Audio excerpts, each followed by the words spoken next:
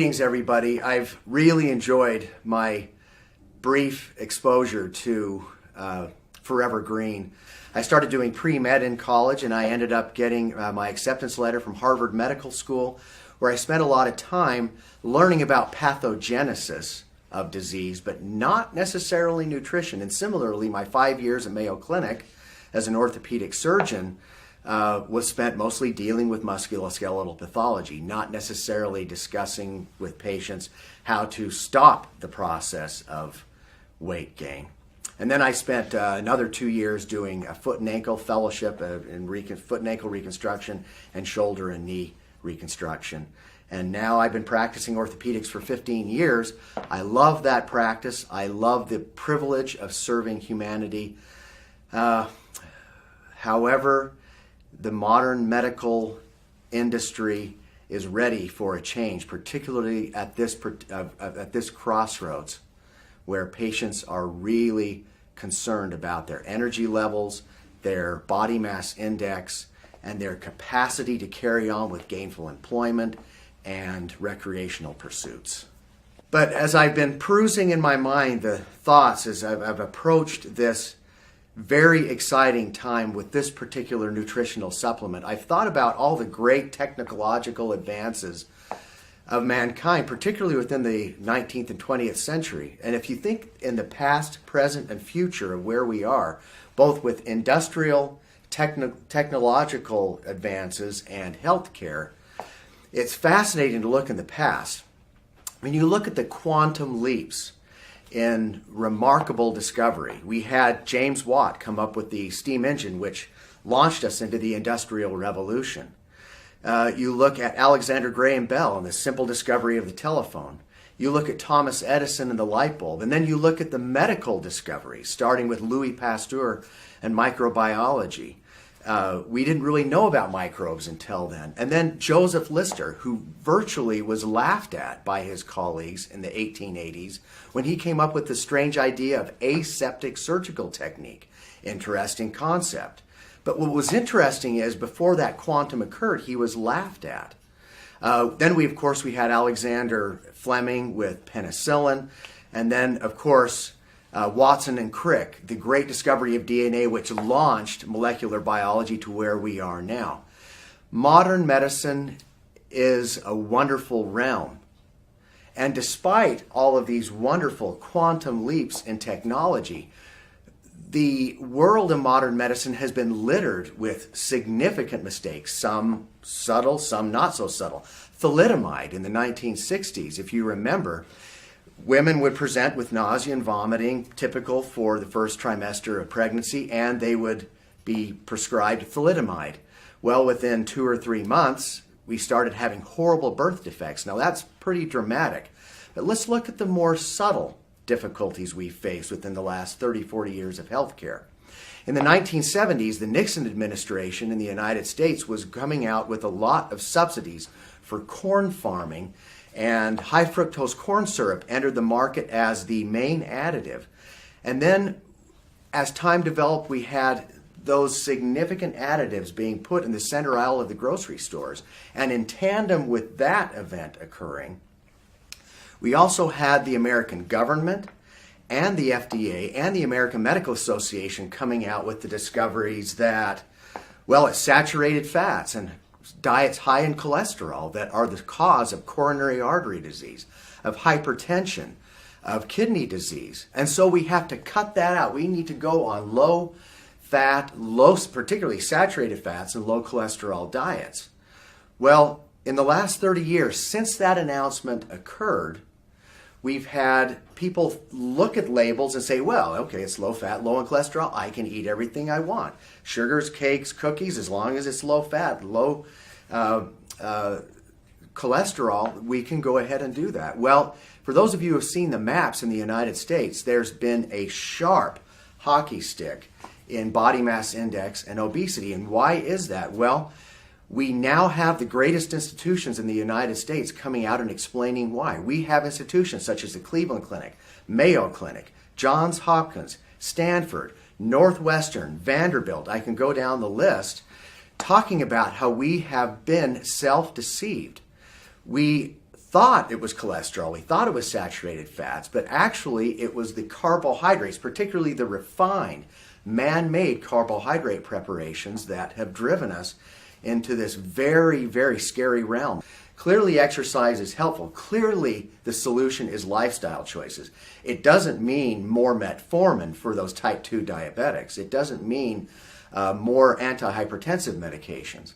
The interesting thing is, yesterday in clinic I saw 30 patients, 5 or 6 of whom were in their 40s and 50s, 250, 300 pounds plus, and they simply had given up on life. They were like the biblical prodigal son that was out sowing their wild oats and have pretty much decided that life is over. We're calling with this particular product for people to finally come back home from those poor lifestyle choices. And this is where we enter the world of ketogenic diets or ketogenic supplements. Now, the idea of moving into ketosis, we've heard discussed with this seminar and multiple in the past. But this particular device, I'll call it, this particular supplement, is indeed revolutionary.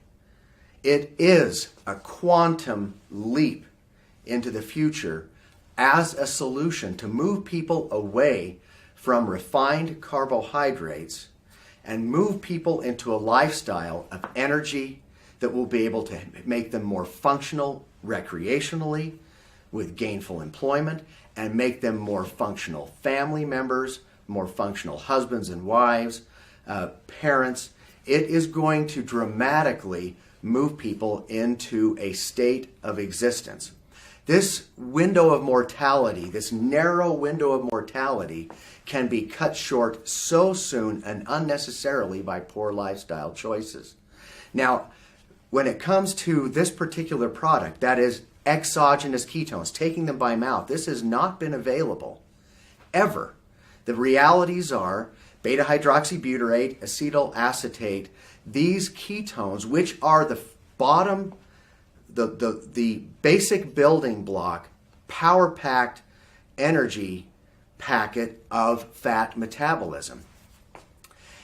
Taking that exogenously has not been an option until these proprietary preparations where they're in a packet, where you have grams and grams of ketones that you can take. It tells your body that you are in a starvation mode and it starts burning fat immediately, as if you were in starvation mode. And frankly, that's how mankind is. These ketones have brought us full circle to how our own endogenous, inherent DNA was designed to help us function in a world of feast or famine. For 7,000 years or for 50,000 years, depending on what altar you worship, whether you believe in intelligent design or just Mother Nature, the stark reality is we are a species that has existed on eating when the meat, when the berries, when the nuts are there, and then it may be another 4 or 5 days. Now, we all heard Dr. Hack talk the other day about how important those 4 or 5 days are. We need to maintain our mental acuity so we can go take down that woolly mammoth or that saber-toothed tiger.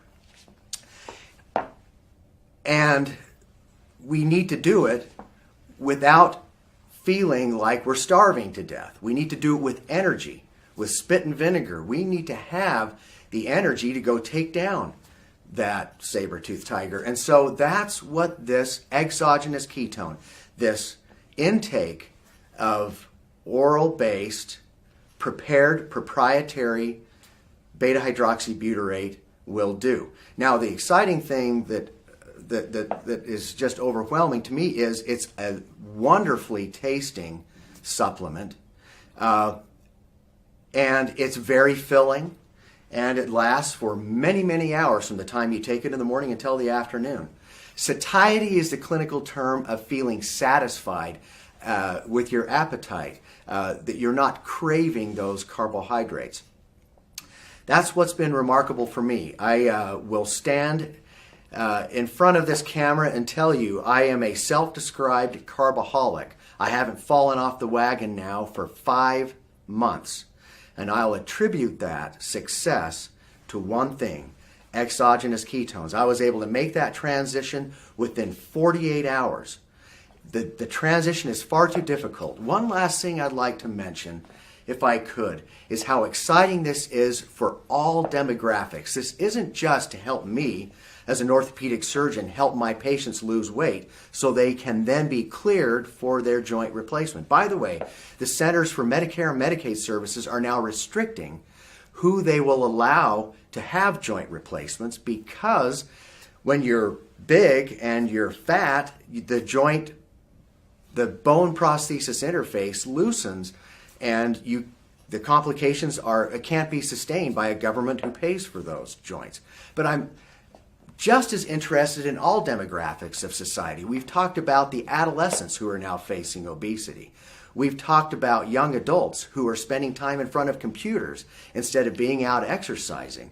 We've talked about perimenopausal women who are struggling to find that energy to function throughout the day that has been very, very difficult. We're talking about traumatic brain injury patients. We know that ketones have a significant neuroprotective effects for both peripheral, neurological manifestation of neurological disease, as well as central neurological manifestations. Speaking of neurology, and speaking of our central nervous system and our spinal cord, we have opiate receptors. And that's what heroin and cocaine attaches to, that gives us those overpowering, remarkable sense of well-being. Well, we know what happens. Those very fulfilling well-being sensations only last for a few hours. And then we bonk, we hit a withdrawal, and it's a horrible existence. Well, similarly, when we take exogenous carbohydrates, meaning we eat carbohydrates that are refined, it gives us that sense of well-being. It gives us that remarkable satisfaction, but it is short-lived. You're looking at a guy that every night, after a long day in the operating room, and after my 30-mile-a-day bicycle commute, would sit in front of my TV, ritualistically lay out my 10 Chips Ahoy, my 10 Oreos, and my 10 Nutter Butters. And it was delicious. And I would pack those down, and that was my reward. But I'll tell you, it came with the price. Ketones also affect inflammation, and carbohydrates are the direct cause of inflammation, and that is the pathogenesis of much of the disease that is associated with carbohydrates. We eat the carbohydrates, it causes inflammation of the linings of our arteries, it causes them to scar, harden, attract cholesterol, and then we develop the coronary artery disease, the kidney disease, the hypertension. It is a reversible process.